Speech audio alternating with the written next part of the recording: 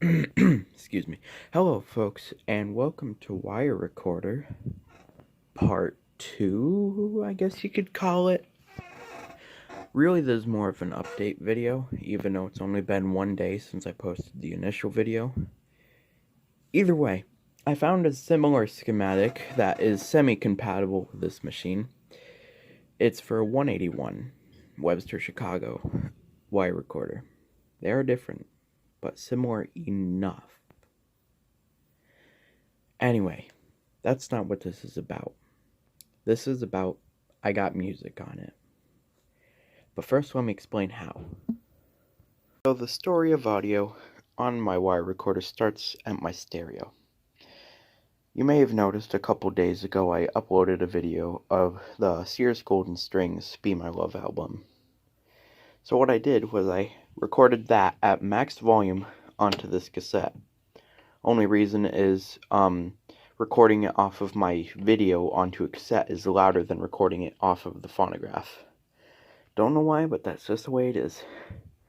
Anyway, I then put this at max volume, ran it through this custom cord I created in the last video, then fed it at maximum volume into here, and then of course had this cranked.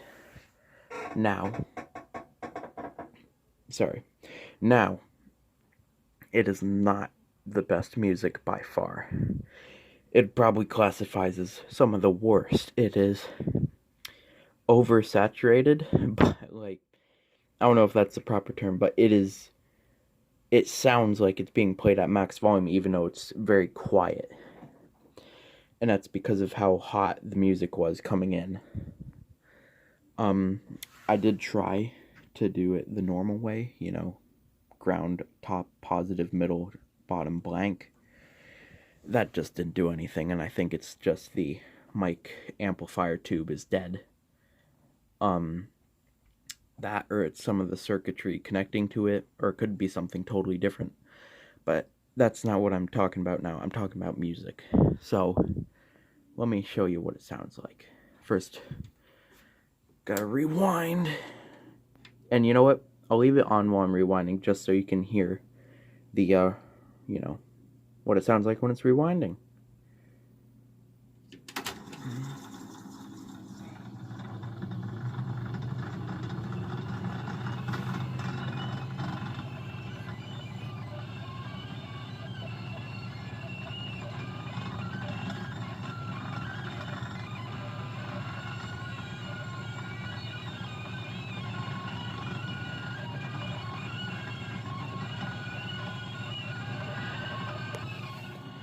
Okay, you know what I'm noticing? Never mind, sorry.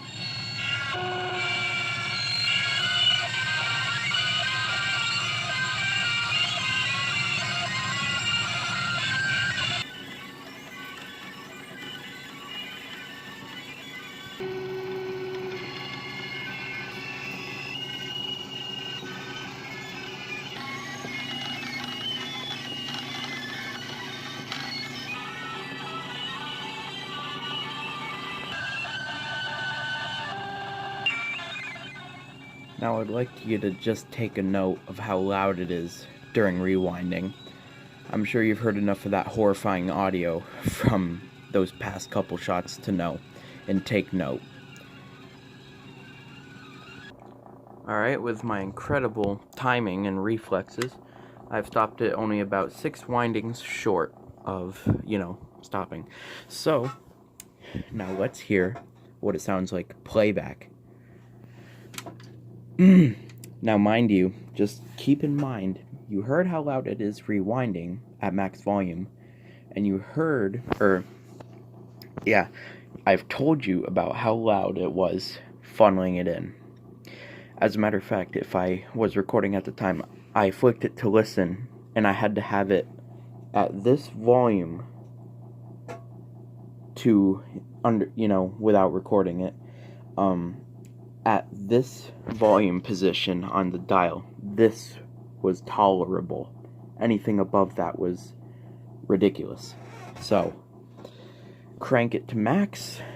Tone is cranked to max because that makes it louder. listen mode, output still 1. Let's play.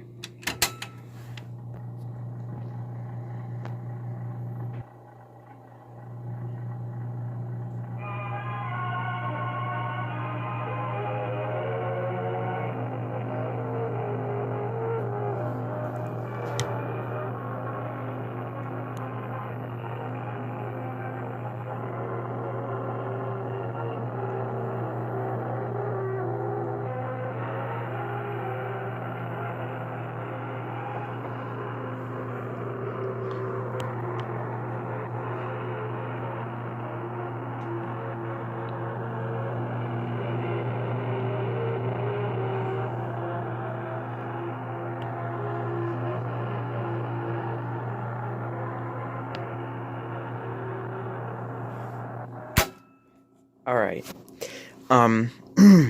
so yeah, none of the tracks are louder than that. Actually, most of them are quieter. Yeah, that's how loud it is. I hope you could hear that. I noticed in my last video that there were occasions where I accidentally covered up the mic, so I was moving around a lot, you may have noticed, to try and make sure that I get some of the sound to be audible. So it isn't wobbly in real life, but it may have been in the video due to that. Trying to find a good angle, because on my telephone, there's no defined area where the microphone is, so I don't know whether I've got the microphone close to it, or far away, or covered, or what. That's it. That's pretty much it. I have a better understanding of the problems. Now, one really quick side note is I noticed on the 181, there is significant differences. Of course, the most immediate cosmetic difference is right here, in this general area, there's a minute counter. That is clearly not present on this machine, as well as this bottom pin on here, on this microphone connector. On this model, it has some capacitors and stuff. It's rigged up to the, some of it's rigged up to the mic amplification tube. And some other stuff. I didn't trace it down very well, but on the 181, this bottom pin is completely dummy. There's nothing connected to this bottom pin at all. There are a couple minor differences on the internals.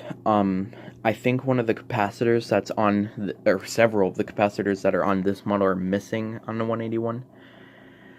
Which is still why I wish to have a 81-1 schematic, because then I can reliably tell if some of the more butchered looking capacitors are factory, or, you know, or if they were butchered in by some modifying person, you know.